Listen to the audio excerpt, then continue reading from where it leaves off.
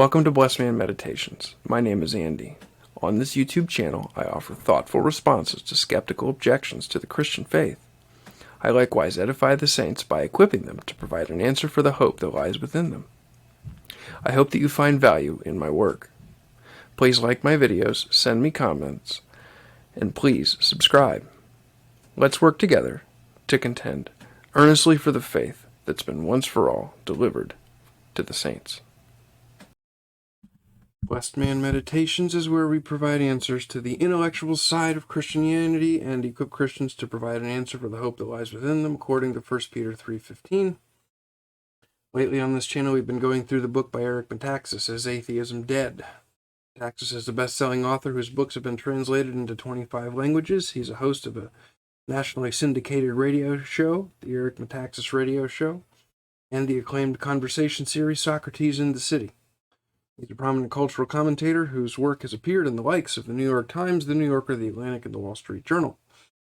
He wrote an article for the Journal some time ago about how science increasingly makes a case for God. He went through much of that evidence in part of this book, Is Atheism Dead? Today we continue looking at Is Atheism Dead by Metaxas, Part 2, the archaeological section, The Stones Will Cry Out. This time we're talking about when biblical Sodom was discovered, and the reputable archaeologist Stephen Collins. In 1996, an Albuquerque scientist named Stephen Collins was in a modest hotel room in the Israeli city of Arad on the bleak southwestern side of the Dead Sea. Dr. Collins was a field archaeologist and ceramic typologist who had spent many years studying the millennia-old vessels buried throughout the Middle East. He was also a Christian. Collins was also a Christian who believed the Bible was a reliable source of history and was leading a group of people on a Bible tour of Israel. What a great idea to have a noted archaeologist lead you on a guided tour through the biblical land in Israel. But what lay ahead of Collins' group the next day gave Collins an uneasy feeling. Being a scientist, Collins was especially careful about making claims, and he hated seeing other tour guides say things he knew to be mere speculation. On the docket the next day were what scholars said were the sites of the biblical cities Sodom and Gomorrah. But Dr. Collins was aware of some of the discrepancies concerning these sites. He knew that there was not agreement among people in his field about the location of Sodom and Gomorrah. These things hadn't nagged at him before, but for some reason, now they did. So to better prepare himself for the next day, Collins opened the book of Genesis and reread the biblical accounts of Sodom and Gomorrah. But reading these words with an actual view of the land to which they referred, Collins became confused. According to what he was now reading, what everyone had for many decades accepted as the locations for Sodom and Gomorrah simply couldn't be right, thought Collins. How had he missed this before? Why certain views harden and become the consensus, never to be questioned, is one of the themes of Metaxas' book. For Dr. Collins to find himself questioning the consensus about these locations was difficult. I'm sure he hated to go against the status quo. I'm sure he hated to go against the majority, because he would not enjoy the popularity, perhaps, that he did before, or mainly the popularity, or the respect. He might lose respect among some of his colleagues. Back in the latter part of the 19th century, most top biblical and archaeological scholars had believed precisely what Collins was at that minute wondering about. As Collins was now doing, they had read the biblical text and without any question understood that the location of these fabled cities must be somewhere northeast of the Dead Sea in what was called the Kikar Plain, a verdant area surrounding the southernmost part of the Jordan River. That's simply what the text said. There were many other questions to be answered about Sodom and Gomorrah, but their location, along with the other cities of the Kikar Plain, was not disputed. But in the 20th century, this changed. That's because a scholar named W.F. Albright and his protege, G.E. Wright, had confidently and firmly put the location of these cities on the southwestern edge of the Dead Sea, and perhaps even under the waters of the sea, whose surface level they knew fluctuated over the millennia. Their case for this location was not without its problems, but their influence and stature in the field of biblical archaeology, especially that of the elder Albright, was such that few would dare to question them. Albright is quoted extensively in Josh McDowell's The New Evidence That Demands a Verdict.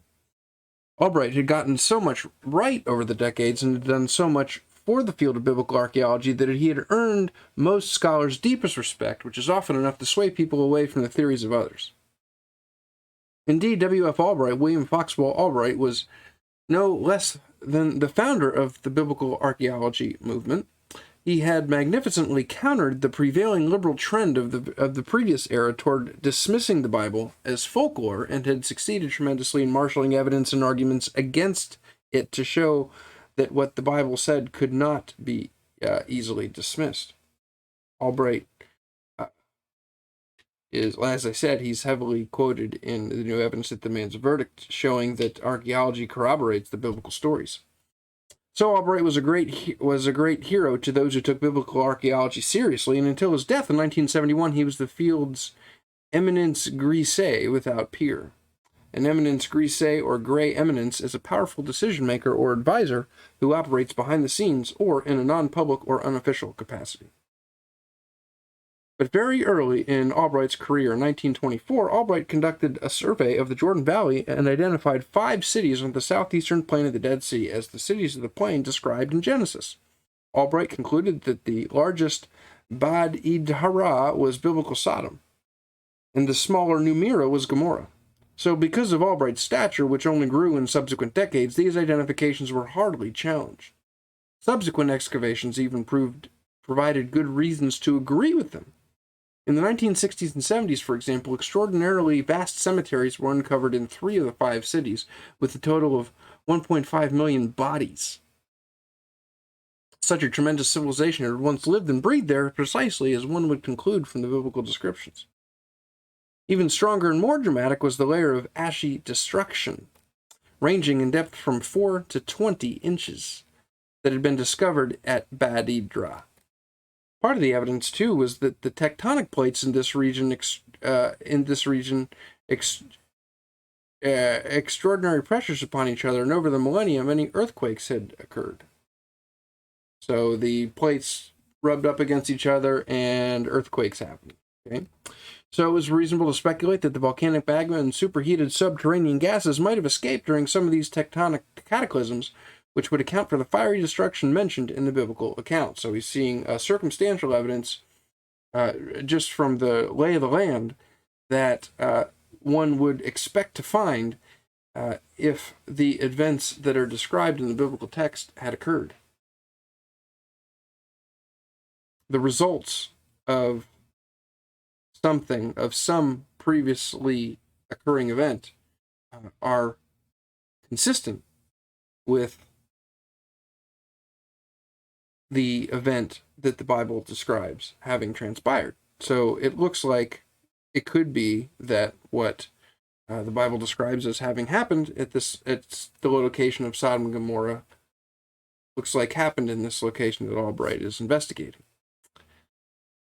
So all these things were more than enough to settle the question generally, but, as we have said, there were discrepancies and questions. For example, what appeared to be the fiery destruction of edh-Dhra was believed to have taken place around 2350 BC, 5 to 7 centuries too early for the destruction of biblical Sodom and Gomorrah, which was established at around 1700 BC. People thought Sodom and Gomorrah happened at 1700 BC. Okay, another difficulty was that Numira's civilization had vanished completely around 2600 BC and had never been recovered. That was 9 centuries too early, so they're thinking that this location doesn't quite match up with what would be expected for the Sodom and Gomorrah text. Okay, how these cities had been destroyed was another question. Biblical account says God rained down fire and burning sulfur from the sky on Sodom and Gomorrah. It says nothing of an earthquake, although if volcanic ash and lava and scorching gases were vented from within the earth, they could certainly be expected to fall down upon that area. The actual text of Genesis 19:25 reads, quote, "He overthrew those cities, all the plain and the inhabitants of the cities, and what grew on the ground." Other translations say he demolished, devastated, destroyed, and ended those cities, describing complete annihilation of their inhabitants and vegetation. It also says Abraham got up that morning from his location more than 40 miles away, saw smoke rising from the cities like smoke of a furnace. Genesis 19:28. It's hard to imagine what manner destruction could have done something so devastating that someone 40 miles away could see what Abraham saw. There were other factors against these locations, but as we've said, the way things work in determining scholarly or popular consensus often has little to do with how things should work. Logic and facts are rarely the only way we process things, so it was Albright's mostly unparalleled authority. So it was Albright's mostly unparalleled authority as the father of biblical archaeology, bolstered by the subsequent archaeological excavations following his initial identification, that settled most opinions on this issue, at least among those believing the cities and the story of their destruction was more than folklore and myth. So because Albright was so respected in his field, people respected him enough to fall in line with what he was saying. Military tensions between Jordan and Israel from 1960 through the late 1990s also made further exploration in this area, and nearby areas impossible, so the settled opinion had 3 decades to further ossify. By the time of Dr. Collins's tour in 1996, the identification of edh-Dhra and Numira with biblical Sodom and Gomorrah was the unquestioned consensus in what brought Collins and his group to their hotel in Arad that night. So the next morning, Collins had planned to lead his charges to these spots and repeat much of what he and so many others had accepted from Albright and Wright, and those following in their footsteps. Collins was also aware of the theologically liberal scholars who thought the whole thing was simply an ancient fable, and he was aware of others who believed perhaps something had happened here in the mythical past, and the memory of that cataclysm had formed the basis of the biblical stories. Of course, the further back in the Bible one went, the more tempting it was to see the stories as wholly, or at least partly, mythical. Just listening to somebody today talk to a well-known person who I don't think he's come all the way to become a Christian, but I think he is identified as at least a theist. He's a well-known philosopher, and he had a well-known atheist philosopher that he was talking to, and that well-known atheist philosopher, I'm not going to mention any names here, gave the description of, they were talking specifically about the story of Jonah, and the skeptic, the atheist, really was very dismissive of the biblical account and treated it like it was an ancient fable. Many believe King David was a mythical figure, and that the stories of his life were like those of King Arthur and the Knights of the Round Table. Perhaps there had been someone upon whom the story of King Arthur was based, but to take it as seriously as if it had been recorded by Thucydides or another actual historian was ridiculous. Yes, many people think that considering the Bible as historical is ridiculous. But the more we look at resources like what you find in Is Atheism Dead and the source material from which Metaxas drew, and other things, you realize that it's not just ridiculous myth. There's actual fact, history, and archaeology to back it up. So, did anyone think there was a real Gilgamesh or a real Odysseus and Penelope? At what point did mythology and history separate? The issue was never more dramatically explored than when, in the latter part of the 19th century, the eccentric German tycoon Heinrich Schliemann decided to prove that the civilization of Homer's epics was historically based. There's Heinrich Schliemann.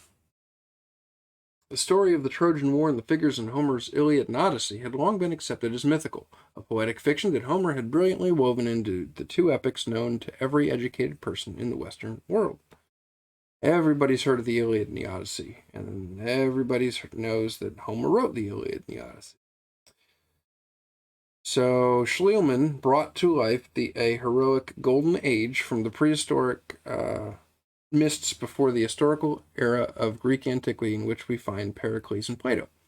Anything before the 8th century BC, when the Greek alphabet first appears, is simply mythic prehistory, no more real than the story of the Cyclops or Medusa or the 12 labors of Hercules. But the brash and brilliant Schliemann had other ideas, and after he had amassed his fortune, he set out in the 1870s to prove via archaeology that the world of Homer was fact and not fiction. Heinrich Schliemann's trying to prove that Homer's Iliad and Odyssey are history, not just fiction. He began by traveling to Hisarlik in Turkey to excavate what was said to be the site of Homeric Troy, and he shocked the world in proving that the civilization and figures of Homer's poems, which many dismissed as mythical, had in fact existed. He showed that a great civilization, once thought the fanciful fiction of an unknown poet, had existed 1,000 years earlier. After uncovering the multi-layered millennia-old civilization of Troy, proceeded to uncover the other fabled places whose leaders had sailed with Agamemnon to Troy.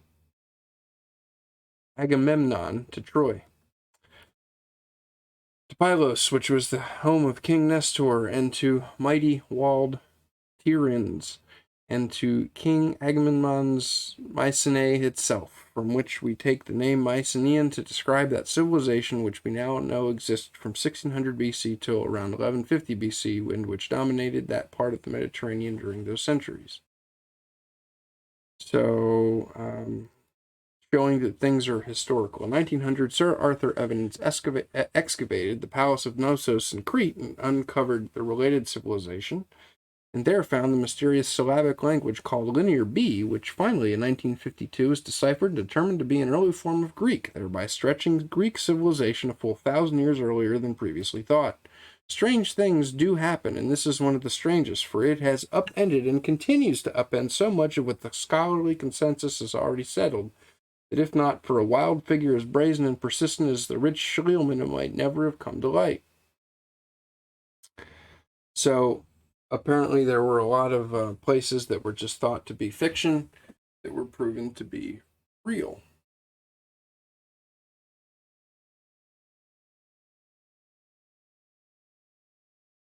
So apart from Christian scholars like Collins and before him Albright, that idea that these cities and their destruction was anything but pure fancy had been dismissed. So through the work of historians and archaeologists, we see that these things are not just fake things to be dismissed as pure fancy. And if such places or events like their supposed destruction had occurred, there's no reason to assume we could find them 4 millennia later. Or is there? They might now lie in the ruins somewhere beneath the Dead Sea, as some maintained. But Dr. Collins knew the biblical accounts were real, and before retiring, he read the passages in Genesis. When he noticed the strange discrepancy about the city's location, he carefully read the whole passage 3 more times to be sure he understood it. The text tells us that in the first lines of Genesis 13 that Abraham and his nephew Lot left Egypt and traveled north through the Negev desert. They went all the way up to Bethel and pitched their tents between Bethel and Ai, today located in the West Bank, some miles north of Jerusalem. Both men were wealthy, possessing tremendous herds of cattle and many flocks of sheep and goats, along with many tents to house their herdsmen. Yes, back in those days, wealth was measured by the amount of livestock you had. In fact, each had so many herds and flocks, requiring considerable lands for pasturing and grazing, that their herdsmen often quarreled. So they were fighting over which land to take. So Abraham went to his nephew Lot, said that they should separate, and Abraham generously gave his nephew Lot the choice of where to settle. Text says in Genesis 13:10, quote, "And Lot lifted his eyes and saw all the plain of the Jordan, that it was well watered everywhere before the Lord destroyed Sodom and Gomorrah, like the garden of the Lord, like the land of Egypt, as you go out toward Zoar," end quote, from Genesis 13:10. The Hebrew word for fertile plains, kikar, which means disc, and also refers to a loaf of bread baked in a circular or disc shape. Collins knew that for Abraham and Lot to see what the text described meant they could not be near the Dead Sea, much less on the southern part of the Dead Sea. Look toward the Jordan River, which flows southward to the Dead Sea, and toward the fertile plain around it, clearly implied they were looking at an area directly north of the Dead Sea, toward the eastern side of the Jordan River. There was no mistaking it from the text. But that location was far from where Collins and his group were in Arad. Again, why had they not seen this before? They were in the wrong location. And yet, who was he to question the decades of established consensus? He knew if he pursued what suddenly seemed so obvious that he would be setting himself against the establishment, who had long ago dismissed the area indicated. Maps showing biblical sites had almost nothing where he believed these 5 cities of the plain were located. But since Collins believed the Bible to be the inspired word of God, he could hardly slough off what was suddenly so clear. So Collins is going against the establishment in his field. If you're a Christian and you're trying to do science, as we have seen earlier in this book,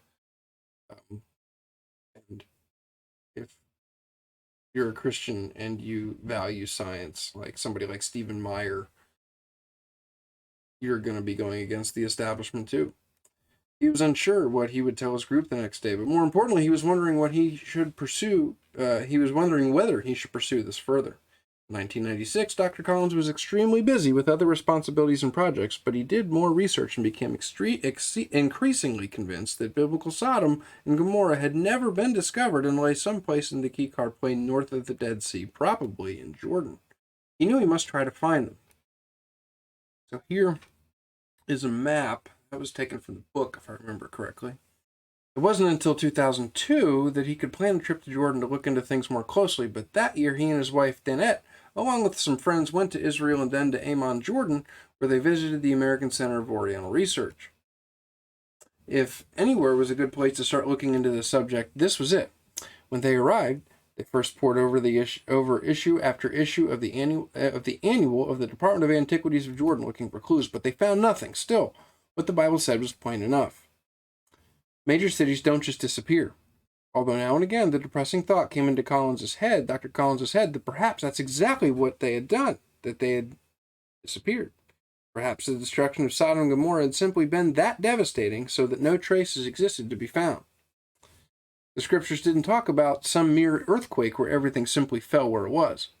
It described an unprecedented conflagration, fire from heaven. Who knew what would remain? As their research went nowhere, Dr. Collins' traveling companion showed him a book titled The Antiquities of the Jordan Rift Valley, published 15 years earlier by a man by the name of Rami Curry. It was the work of journalist R.G. Curry, with descriptions of every archaeological site in the entire Jordan Valley. And the map in the book, unlike all other maps Dr. Collins consulted, was not blank. It had 14 black dots, each indicating an archaeological site. Collins realized 2 of these dots might hold the answers to this puzzle. Dr. Collins was stunned that in this popular level book he had found more on potential archaeological sites than in all the scholarly literature. He realized all they needed to do was make a list of the 14 sites and use the process of elimination to determine which ones fit the criteria for Sodom and Gomorrah. There was information on many of them there in the library. Some were too far early to be considered, others were too late. The Sodom of the Bible had to be a spectacularly thriving center before 1700 BC, the time of Abraham and Lot. And all the cities of the plain, and of all the cities of the plain mentioned in Genesis, Sodom and Gomorrah had to be the largest. The Arabic word for mount is tall, which we use to anglicize, which we usually anglicize to tell or tell. Each of these tells is typically a great mound of cities built upon cities over the course of centuries or even millennia. Even if not already on a pre-existing height, the sheer mass of the buildings atop buildings over time can itself rise to a tremendous height. At the end of their day at Achor, Dr. Collins and his companions had settled on 2 large tells that seemed to be the likeliest candidates. One was Tal Nimrin, which had already been excavated somewhat. It had a monumental middle bronze wall. It had monumental middle bronze walls, So the dating was right. Much more intriguingly, it had evidence of being abandoned for 500 years, which would be logical if one took seriously the horrific destruction described in Genesis. There was pottery up until the Middle Bronze Age, but rather mysteriously none from the Late Bronze Age. The larger candidate was Tau el-Hammam, which somehow had never been excavated. But before visiting these, they would visit all the less likely spots on the map just to get a sense of things.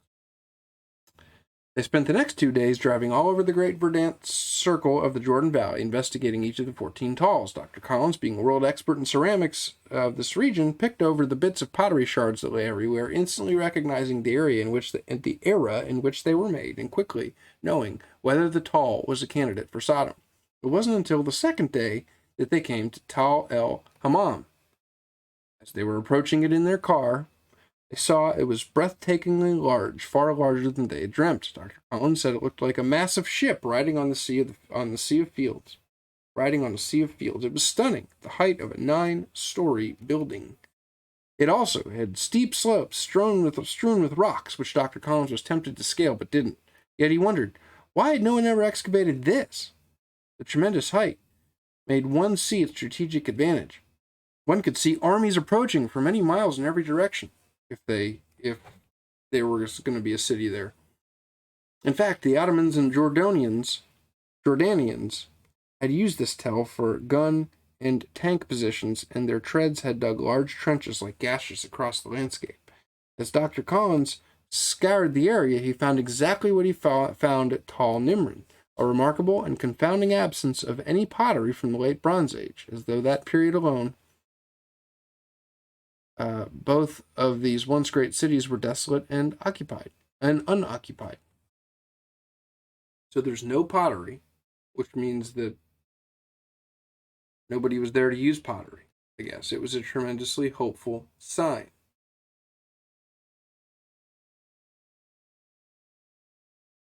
Nobody was there to use pottery during the Late Bronze Age. If Sodom and Gomorrah could be found, these two sites were the prime candidates. Their location on the Kikar Plain meshed perfectly with the biblical account. The odd lacuna where the Late Bronze Age pottery should have been was deeply compelling, so it's starting to match up. At this juncture, Collins had no further questions. He knew he just must dig here. By 2005, he'd finally squared away enough of his other work and raised enough funds to put a spade to the problem. Over the next several summers, that's precisely what he and his team did, being the first to excavate the extremely promising site. The work on Tal el-Hammam was painstaking, so it wasn't until the third season of excavation that they hit what one might well describe as the literal pay dirt for which they'd been looking. They excavated gradually, of course, but Dr. Collins realized that one of the deeper gashes previously made by the Jordanian tanks might help him see more easily. What was further down, so he began digging an exploratory shaft in that spot.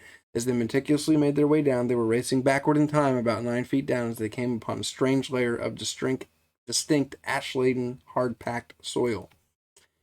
It had not seen the light of day in 37 centuries, and the graduate student digging at that moment, Carol Cobbs, said it still stank of burned ashes. The acrid smell had been preserved for nearly 4,000 years. Obviously, this was tremendously exciting and offered evidence of what could have been a fiery, civilization-ending cataclysm around 1700 BC, precisely when the Bible indicated. But perhaps even more exciting was what lay just above this layer from 1700 BC. The layer immediately atop this ash-laden layer was from the 10th century BC. This was the extremely strange evidence from which they had been daring to hope. It seemed that this civilization was thriving for many centuries, but then suddenly, about 1700 BC, the civilization stopped dead, and they did not start up again for 7 centuries. Anyone unfamiliar with the story of Sodom and Gomorrah would have been completely baffled. Why would a piece of the primest real estate for many miles, boasting a commanding view of that area that was unparalleled and an abundance of water and greenery, be utterly abandoned for 700 years? Why? Even if a meteor or volcanic explosion or some other event had devastated this Middle Bronze Age city, why should it lie uninhabited for so long? How had it been 7 centuries of nothingness descended so decisively on a site of such unequivocal value? What could have happened there? That there was something and then nothing for so long. Even if the city had been destroyed, wouldn't someone have settled on it far sooner than 700 long years later? To understand the great peculiarity of such a long hiatus, we have to consider what Sodom was like in its prime. For one thing, it had been a thriving, walled city for 2,500 years before its destruction in the 7th century BC. In other words, it had been continuously populated from over 6,000 years ago. Such a long stretch of civilization in one spot is nearly impossible to imagine. But it shows us that it was indeed an unprecedentedly spectacular location for a city situated right in the middle of a major trade route with inexhaustible sources of water. So before its destruction, it had existed for 25 continuous centuries. Real estate was every bit as important then as it is today, and there simply weren't many places to compare with this one. Sodom was the real deal. It was where you would have wanted to be before its destruction. The size of the city was immense too, more than 10 times the size of Jerusalem. And its colossal walls and fortifications were so impregnable that, as far as we know, no enemy ever managed to breach them. Dr. Collins and his team soon saw the entire city had been surrounded by a rampart consisting of 150 to 200 million mud bricks, sloping outward at a 35-degree angle and then coated with dried mud so that no one could climb it. Then atop this monumental rampart stood a 12-foot thick wall, 3 stories high. There was even a second huge wall around the centermost part of the city, providing further protection for the elites living there. But then, it all ended so decisively and horribly that no one dared to inhabit it again for 7 centuries. A clue to why it remained barren for so long comes to us in the Egyptian name for the place following its destruction. They called it Abel, the place of mourning. The Hebrew sense of the word has the strong connotation of mourning after a calamity. In the book of Numbers, the site's called an uninhabited wasteland. And all throughout the Old Testament, it stands as a frightening warning of desolation, a hellish landscape utterly devoid of life. Life went on all around it, and we have the record of many figures in the Bible passing it by, but no one dared to scale its haunted heights.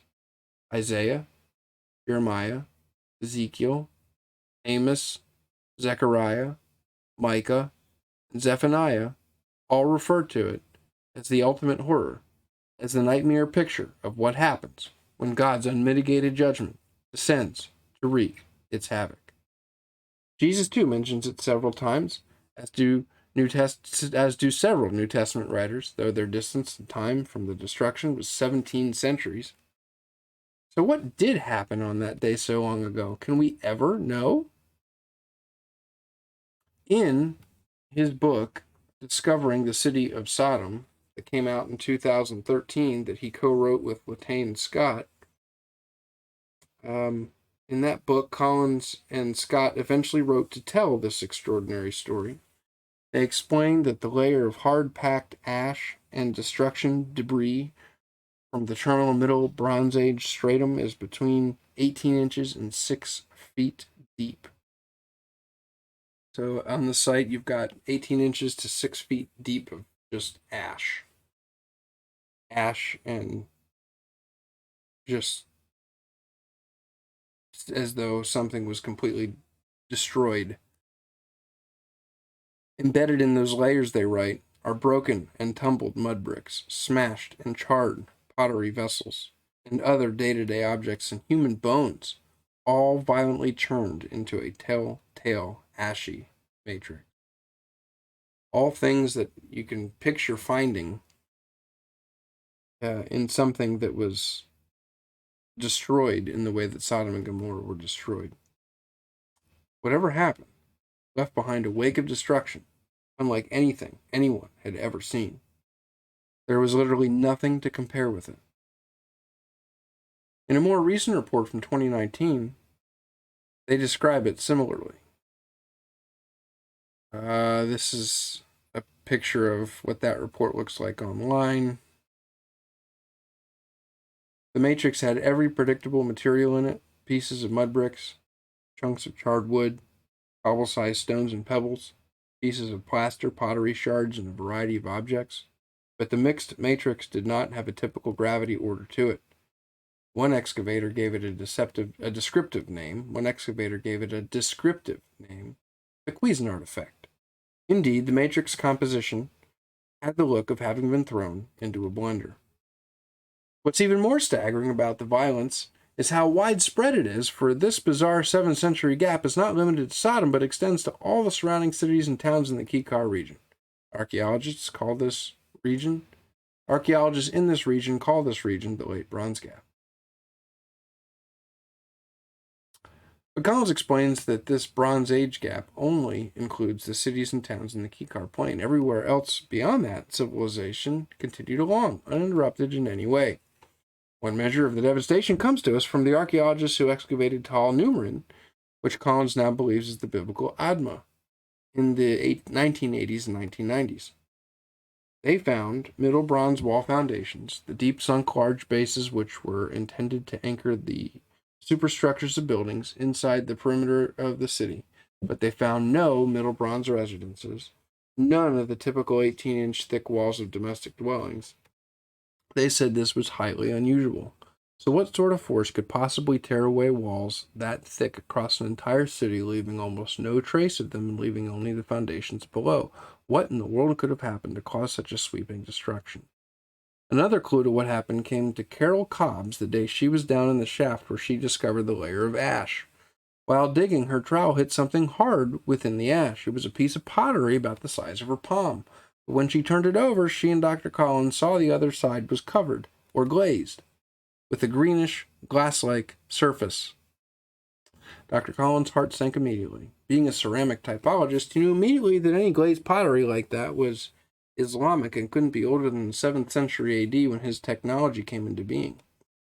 Carol handed the shard to Collins, who flipped it over to the unglazed side again, but when Dr. Collins looked at it up close, he had no doubt he was looking at a piece of Middle Bronze Age pottery. In fact, he knew that it was the shoulder of a large 40-gallon jar, a pithoi, used to carry water, olive oil, or wine. Since glass melts at about 1500 degrees Fahrenheit, the glaze could only mean that the shard had been subjected to the heat of that temperature.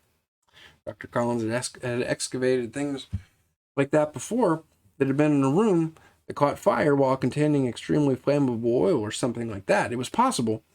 But when one of the volunteers, Dr. Gene Hall, finally saw it, he had another thought, saying it looked exactly like trinitite.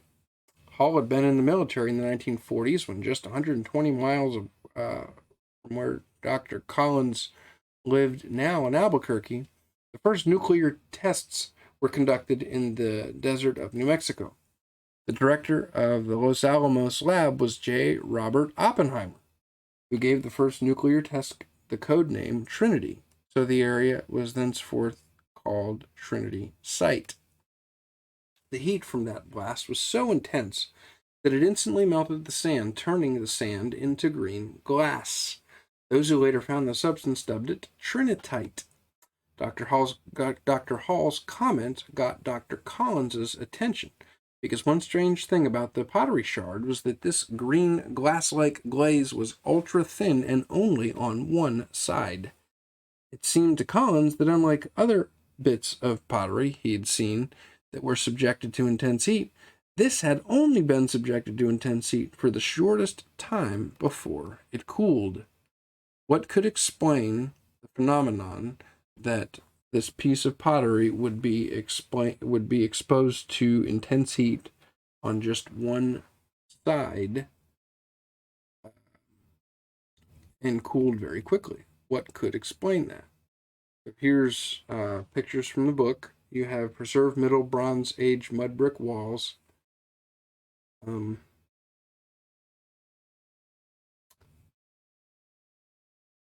So I guess the walls were sheared off by the destruction event.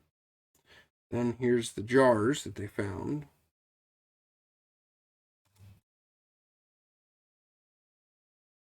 Here's I guess this is an overhead view of the dig site. When he got back to the States, Collins had the shard tested at the U.S. Geological Survey Lab at the New Mexico Institute of Mining and Technology in Socorro. When the geochemist Nelia Dunbar saw it, she immediately said, "Nice piece of trinitite." But when she turned it over, she saw it was a piece of ancient pottery. So of course it couldn't be trinitite. 12 hours of tests later, they got new information. They could clearly see that the glassy material had not dripped onto the pottery, but was actually the pottery itself, melted. They also saw the part of the interior of the pottery showed signs of exposure to extreme heat.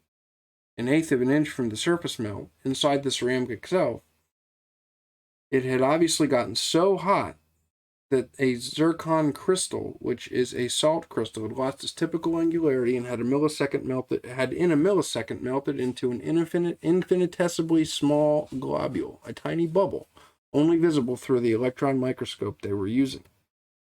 This meant that the interior of the ceramic at some point, very briefly, had reached at least 2,000 degrees Fahrenheit. How intense could the heat have been outside the pottery to create this temperature inside the pottery in that briefest fraction of a second? Of course, whatever had caused that super intense flash was another larger question. The more they talked about what might have caused this, the more they realized every suggestion must be rejected, except for one. The only one that seemed to fit it was what is usually called an intense airburst event. These have happened on other parts of the globe where a meteor or asteroid penetrates the Earth's atmosphere but explodes before it makes impact. That's precisely what happened in 1908 on a staggering scale in Tunguska, Siberia. Let's see if this hyperlink works for Tunguska. So if you can look up the Tunguska event, and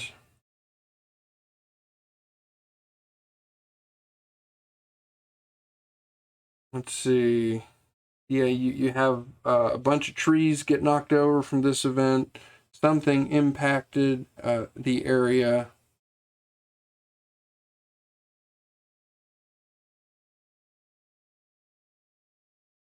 The locals believed it was some god, small g, smashing trees and killing animals.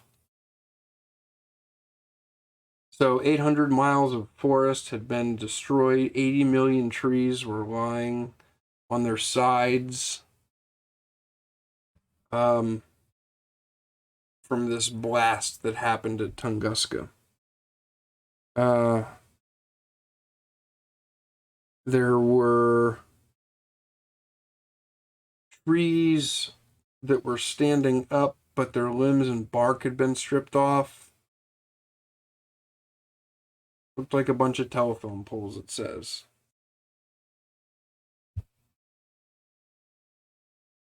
So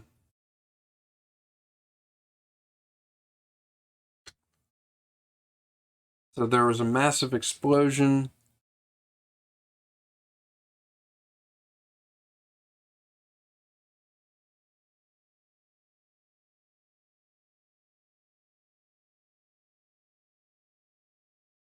It is estimated an asteroid entered the Earth's atmosphere traveling at about 33,500 miles per hour. So this heated space rock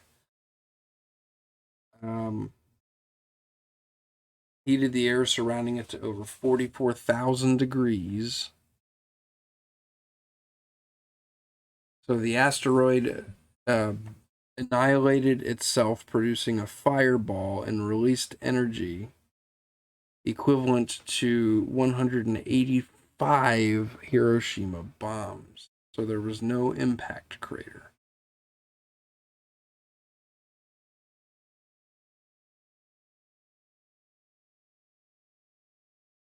So that was basically a once-in-a-lifetime event. All right. Okay, so let's go back to the slides. There's the Tunguska event. Okay. Here's a picture of the trees that were knocked over from the Tunguska asteroid blast. Nearly 1,000 square miles of forest, 80 million trees were incinerated in flattened in an instant by the force of the detonation. People hundreds of miles away were knocked off their feet from the shockwaves, 100 miles away. And the meteorological disturbance was so great that all across Asia and Europe the night sky was lit up for 3 days. People in London could read newspapers at midnight. The impact event has been estimated to be the equivalent of 15 megatons of TNT or 1,000 Hiroshima bombs. And yet this inconceivably destructive event would only have required a single small asteroid about 300 feet in diameter exploding 5 miles before Earth's surface.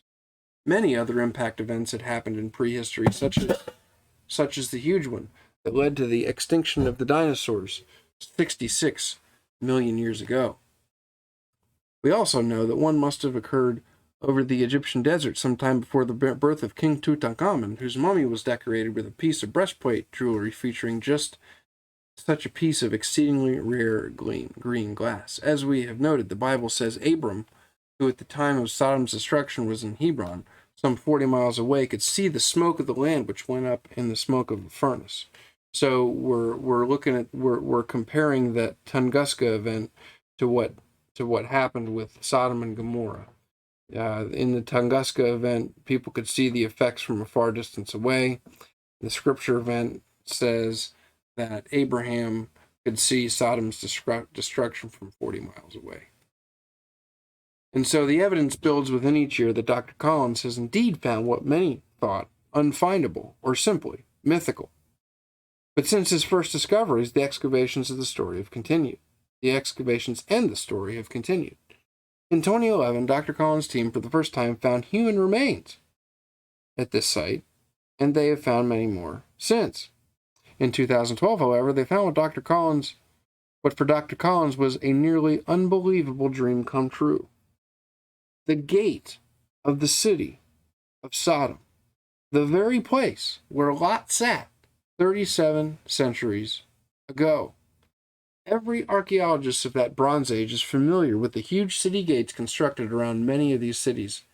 And when, in 2012, Dr. Collins found this fabled gate, tears came to his eyes. In his book, Discovering the City of Sodom, Collins says he had visited and measured most of the monumental gates from that time, so he knew exactly what he was looking for.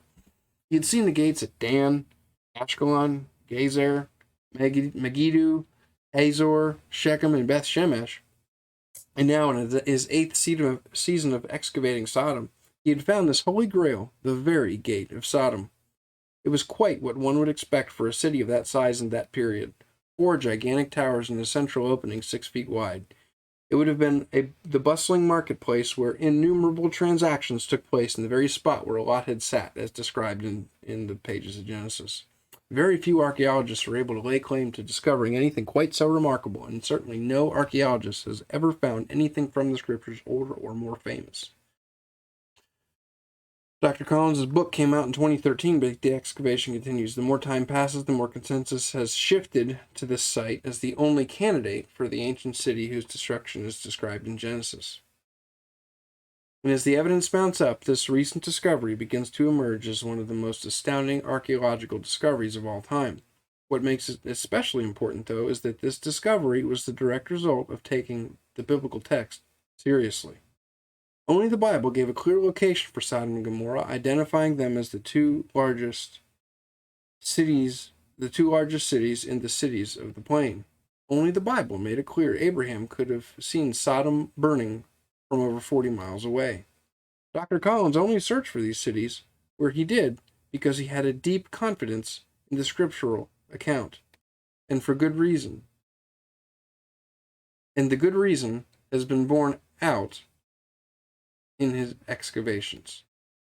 It was this confidence that the Bible spoke truth, coupled with his knowledge of the scientific and other developments in the story, such as the depth of the Dead Sea at the time of Abraham, and the various problems of the previously and erroneously identified sites to the south of the Dead Sea, that all came together. In a way, the discovery of this vitally important ancient city and the strange way in which it was dramatically swept from history through a natural disaster of what we might advisedly call biblical proportions is a signal example of what is possible when we value the biblical accounts. What else Dr. Collins will find is not known, but what he has already found, and what many in the fields of archaeology have ascended to and confirmed, is that the Sodom and Gomorrah of the Bible was real, and the destructive event that befell them was real too, as proven with the tools of modern science. Thanks to Dr. Collins' faith in the trustworthiness of the Hebrew Scriptures, both cities and their grim fates have in our time been resurrected from the ash heap of myth and legend into the realm of history and science. So, you can take the biblical text seriously, and you can trust the disciplines of science to corroborate the history that is described on the pages of Scripture. You don't have to like everything that happens in it, but you can trust that it recorded history. So, next time we will talk about some of the popular names of New Atheism: Richard Dawkins, Daniel Dennett, Sam Harris, and the late Christopher Hitchens. In Chapter 19, the Four Horsemen of the New Atheism, from Eric Metaxas' book, Is Atheism Dead? So thank you for watching. Please like, comment, and subscribe. And please consider supporting this ministry by purchasing the published work, the chapter on the volume on the 30 chapters of the Book of Psalms, Pinnacles and Plateaus, Meditations with the Psalmist, if it's available. And I hope you have a blessed rest of your day.